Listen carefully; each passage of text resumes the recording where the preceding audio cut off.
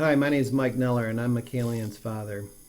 She and I were talking about this, if I wanted your opinion campaign, and she had asked me if I'd ever had any of those experiences, and so I was sharing some stories with her, and she asked me if I'd be willing to tell one of those stories for this week's installment, and I said I would, even though I don't like doing this, and I'll give you my disclaimer here. I didn't sleep well last night, and this is in the morning here in Michigan. So anyway, before I offer this one anecdote, I guess I need to give you a little context. I'm a graduate of the U.S. Naval Academy, and I was a commissioned naval officer in the U.S. Submarine Force for 28 years. Served on 28 submarines. I commanded a nuclear ballistic missile submarine. I've been all over the world, and I added up one time. I think I've spent 11 years of my life living and working underwater.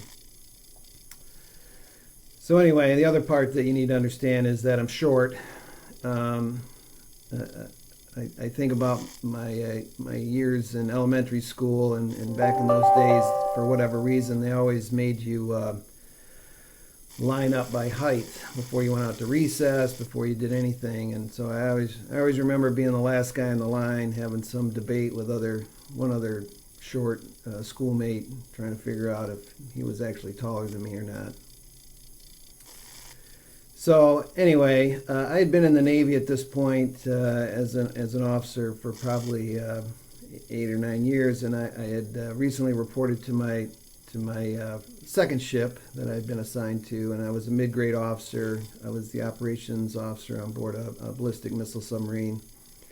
And the commanding officer on that ship was this guy named Bob Lebrecht, who I really liked and respected, but he was a big guy. He played football in college, so he was like, 6'2", 230, something like that.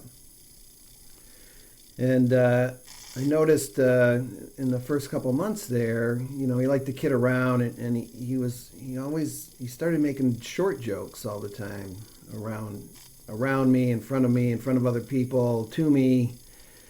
And so I remember thinking, gosh, this is kind of old.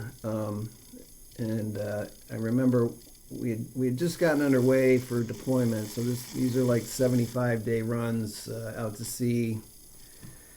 And it's probably the first week we'd been out, and I remember I came into the officer's mess, and he was sitting there having coffee with the executive officer, the number 2 guy on the ship. And I came in to make some report or tell him something, and as I was getting ready to leave, he made some short joke that he and the executive officer kind of chuckled about, and I remember thinking, man, I can't do this for 70 days. Like, this is going to be awful. So I wasn't angry. I didn't feel like I had to steel myself to get up the courage to talk to my captain this way. But I just turned around and I said, Captain, I've been short my whole life. I always knew I was going to be short. My mother told me when I was, as long as I can remember, I was going to be short. She always told me, don't let it bother you. Used to give me books about great men that were short. So I'm kind of over it. I don't even think of myself as being short, really, for the most part. But these short jokes, they're getting kind of old, and I really appreciate it if you stop. He didn't say too much, and I left. But he never, at least that I can recall, he never made another short joke to me. So I guess there's something to be said for standing up for yourself sometimes. I mean. But I clearly remember there of other instances, especially growing up. Kids can be cruel,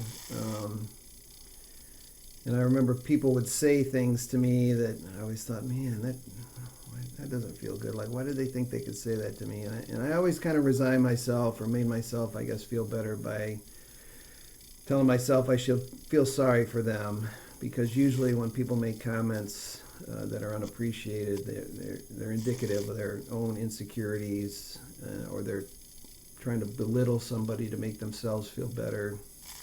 So I try and tell myself that it says more about them than it does about me, and I should feel sorry for them.